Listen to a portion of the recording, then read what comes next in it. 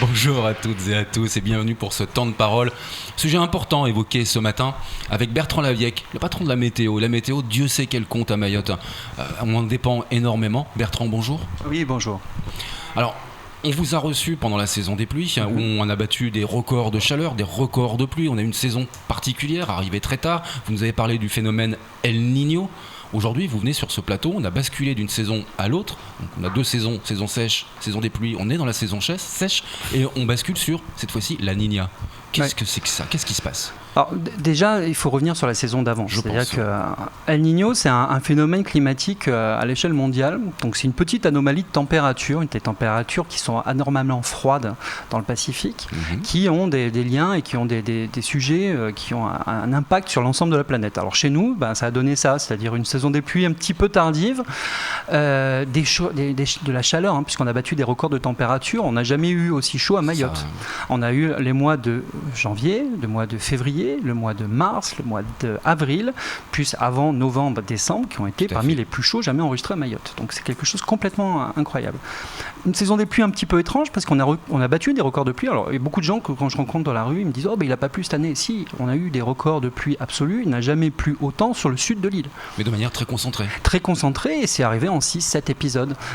C'est un petit peu pour les métropolitains ou pour ceux qui connaissent un petit peu le climat de métropole, ça ressemble plutôt à des épisodes Cévenol ou à des épisodes méditerranéens. Il y a beaucoup d'eau qui tombe d'un coup, et c'est arrivé 6-7 fois. C'est-à-dire qu'en 6-7 fois, on a eu un peu plus de 1500 mm, c'est-à-dire 1500 kilos d'eau par mètre carré sur le sud de l'île. Oui, c'est des chiffres qui dépassent l'imagination. Et c'est ce qui nous a permis tout de même de remplir nos retenues collinaires qui, alors que la saison des pluies était très tardive, était complètement vide. On était à une semaine de capacité. Ouais. Alors, généralement, il y a de mémoire d'homme, les retenues collinaires ont toujours été remplies après la saison des pluies. Donc c'est pas, voilà, c'est normal. On a même fini de remplir les deux retenues collinaires avant la fin de la saison des pluies et avant les dernières pluies. Donc c'est quand même plutôt rassurant. Donc ça, c'est dû en partie à deux raisons. La première, c'est El Niño, donc une machine un petit peu bizarre qu'on commence un petit peu à comprendre, mais pas complètement. Et le changement climatique, parce qu'il faut en parler, le changement climatique, il y a quand même des impacts, et y compris sur notre petite île, quoi. C'est ça, il a fait très, très, très, très chaud. Mais aujourd'hui, excusez-moi pour l'expression, mais je me pèle le matin, je me pèle le soir, il fait très très froid. Et depuis 18 ans que je vis à Mayotte, j'ai le sentiment de ne jamais avoir eu aussi froid, en tout cas en vivant sur Mamoudzou. C'est fréquent, en fait, on ne se souvient pas. On est loin. C'est l'âge aussi, on est plus sensible. Il y a aussi ça, il y a aussi ce qu'on fait, à quelle heure on se lève, qui change avec les années. Mais c'est surtout on a l'impression qu'il fait plus froid, mais on est très très loin de tous les records. Je vous rappelle que le record absolu à Mayotte, c'est 18 degrés, on en est loin quand même. Ah oui, en effet. Par contre, on vient d'une période très très chaude, et quand on passe à une période normale, la comparaison, en fait, le corps humain ne se ressent pas à la température. On n'est pas un thermomètre, on ne peut pas se mettre le bras devant en disant tiens, aujourd'hui il fait 29 ou 30. Ce qu'on a, c'est un ressenti et sur les écarts de température. Donc là, on passe d'un moment très chaud à un moment normal, donc on a froid. C'est un peu normal. Ouais. Mais là, on ne parle plus de El Niño, on parle de La Niña. Alors la Niña, on n'y est pas encore. C'est-à-dire qu'on voit les signes d'une mise en place d'un phénomène qu'on appelle la Niña. Alors, un El Niño n'est pas forcément suivi de la Niña. Alors, les noms se ressemblent parce qu'en fait, la Niña, c'est l'exact opposé de El Niño. C'est-à-dire qu'au lieu d'avoir des eaux froides, on a des eaux chaudes, mais c'est à peu près au même endroit, c'est dans le Pacifique. Alors concrètement, on sait qu'aussi c'est un phénomène à l'échelle planétaire. Et si on regarde un petit peu les derniers épisodes de la Niña, et non pas d'El Niña, je vous ai entendu tout à l'heure, parce que le Brésil, c'est du mauvais côté. Oui, Samuel qu'on appelle... C'est le Pacifique, c'est plutôt le Chili que le Brésil. C'est ça, on l'appelle El Chupito. Aussi. El Chupita. Pardon. C'est sérieux, s'il vous plaît, j'aimerais bien savoir. Donc voilà, donc en fait c'est un phénomène planétaire, et concrètement dans le canal du Mozambique à Mayotte, il y a plusieurs conséquences. La première conséquence d'un épisode de la Niña, c'est des températures de la mer qui sont plus fraîches que d'habitude. Et comme on est une petite île, la température extérieure dépend énormément de la température de l'eau de mer. Donc on va avoir, normalement, on devrait être en dessous des normales de saison.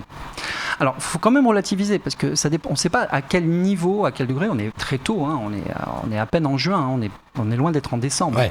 Donc, on ne sait pas trop comment ça va se mettre en place. Si on a franchement un gros épisode de La Niña, on va franchement avoir des températures qui vont baisser. Si on a un petit épisode de La Niña, ce qu'on est incapable de dire pour l'instant, peut-être que cette baisse de température sera compensée par la hausse de température avec le changement climatique. Donc ça, voilà. Donc, on aurait normalement une saison des pluies ou une saison humide, comme on dit plutôt. Plutôt tendance ou normale ou un peu plus froide. Par contre, ce qu'on peut voir aussi, c'est que généralement, quand on a des épisodes de La Niña, les saisons des pluies est légèrement décalée. C'est-à-dire qu'on a une saison des pluies tardive. Ouais. Oui, c'est ça qui est inquiétant. Avec des premières pluies qui arrivent généralement en janvier, février. Bon, des grosses pluies, hein. Bon, c'est pas... Alors, il y a une drôle de conjonction de coordination dans ce que vous nous dites. On a eu une saison des pluies très tardive, qui en effet, avec 6 ou 7 épisodes extrêmement denses, ont permis de remplir les retenues collinaires. On rebascule sur une saison sèche qui risque d'être froide, donc très peu pluvieuse, qui elle aussi va être plus longue que la normale, pour déboucher à une saison des pluies tardive qui sera peut-être pas aussi intense, mais nos réserves d'eau risquent d'être pénalisées. Honnêtement, personne au monde n'est capable de vous le dire. Ce qu'on voit, c'est qu'on a du mal à comprendre encore La Niña. C'est assez facile pour les températures, parce qu'on a des relevés. Après les pluies, on est une île toute petite. C'est-à-dire qu'encore une fois, on peut avoir un orage qui est à 15-20 km des côtes. Il peut faire un grand ciel bleu sur Mayotte, Mamoudzou, Dzaoudzi, Kanikeli, et à côté, ça peut être l'apocalypse, quoi. Oui, même d'une commune à l'autre. C'est très compliqué. Donc, pour parler avec des virgules ou même avec cet ordre de grandeur-là, c'est un peu compliqué. Par contre, c'est que d'habitude, mais c'est pas une loi générale, d'habitude, quand on a un épisode de La Niña, la saison des pluies est un peu plus tardive. Mais par contre, quand on regarde les épisodes récents, donc 2005, 89, je ne vois pas l'historique, 74, on en a quand même pas mal de profondeur. Les gros épisodes, il y a eu de la pluie suffisamment pour remplir les retenues collinaires, c'est-à-dire qu'on était dans la normale des pluies. Alors là, je retire le mot La Niña, le phénomène en tout cas, mais vous publiez des schémas, des prévisionnels de température et de climat pour le trimestre. On en est où et qu'est-ce que vous voyez pour le futur proche ? Alors, c'est assez récent, puisque c'est arrivé il y a 6 mois, les premières prévisions saisonnières, elles étaient plutôt pas mal en plus, donc on est assez content. C'est clair. Là, on devrait être dans des températures... Alors, les prochaines, celles pour juillet, août, septembre, sortent à la fin du mois. Il va falloir me réinviter du coup. Avec plaisir. Mais par contre, là, pour l'instant, on était sur des températures légèrement au-dessus de la normale. Quand on regarde froidement les 3 derniers mois, on était globalement au-dessus de la normale, même si on a cette impression de fraîcheur en ce moment, mais ça dure depuis 1 mois à peine. Mais les 2 mois d'avant étaient assez costauds. Et des pluies qui étaient en dessous de la normale. Et effectivement, là, c'est quand même, depuis 2 mois, il ne pleut pas beaucoup. Alors, d'accord, on est en saison sèche, mais normalement, même en saison sèche, il y a quand même des pluies. Et là, on n'en a pas eu beaucoup. C'est ça, parce qu'au-delà de la température, le problème, c'est pas tant la température. Sur notre petit caillou du bout du monde, le problème, c'est l'eau. Oui, l'enjeu c'est l'eau, c'est vraiment l'eau.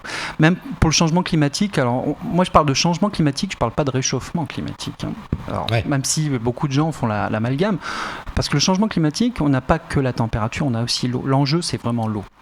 On sait que, j'en avais déjà parlé sur ce plateau, mais on sait qu'à un horizon 2080-2100, on devrait avoir des saisons des pluies plus pluvieuses mais plus ramassées, des saisons sèches plus sèches. En gros, on aurait à peu près le même cumul d'eau sur l'année, mais distribué différemment.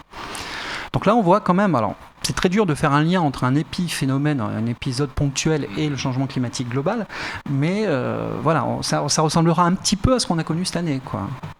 C'est ça l'enjeu, l'eau. Samuel ? Oui, non, je suis en train de mesurer les conséquences qu'il peut y avoir sur Mayotte, parce que on a un système qui est mis en place avec des retenues collinaires, des points de forage, de captage. La 3e retenue collinaire est en route. On espère pour bientôt, mais il y a urgence véritablement. Quand je vous écoute, je ne veux pas faire du catastrophisme, mais il faut vraiment anticiper aujourd'hui le changement climatique et la manière de traiter l'eau à Mayotte. Mais on le fait déjà.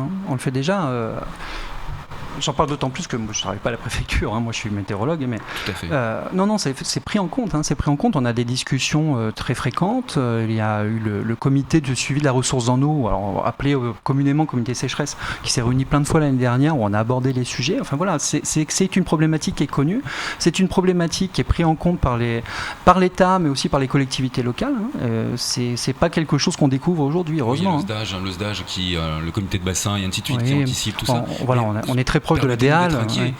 Depuis le temps que je vis à Mayotte, la troisième retenue collinaire, en 2010, quand il y a eu cette fameuse sécheresse où on parlait de faire venir un tanker, le préfet sur notre plateau parlait de faire venir un tanker d'eau potable, elle est toujours pas là, cette retenue collinaire. Je sais bien, il y a des problèmes de foncier. Il n'y a pas que ça, il n'y a pas que les retenues collinaires. Bon, c'est vrai que c'est une grosse... Bon, alors je suis pas très bien placé parce que vulgairement, une fois que l'eau est tombée, c'est plus mon travail, c'est le travail de la DEAL. Ouais. Mais il n'y a pas que ces moyens-là, il n'y a pas que les retenues collinaires, il y a aussi des puits, il y a aussi des meilleures gestions du réseau avec des bascules d'eau d'un réseau à un autre. Enfin voilà, il y a d'autres solutions qu'on peut mettre en place rapidement. Mais encore une fois, on ne découvre pas le sujet, quoi.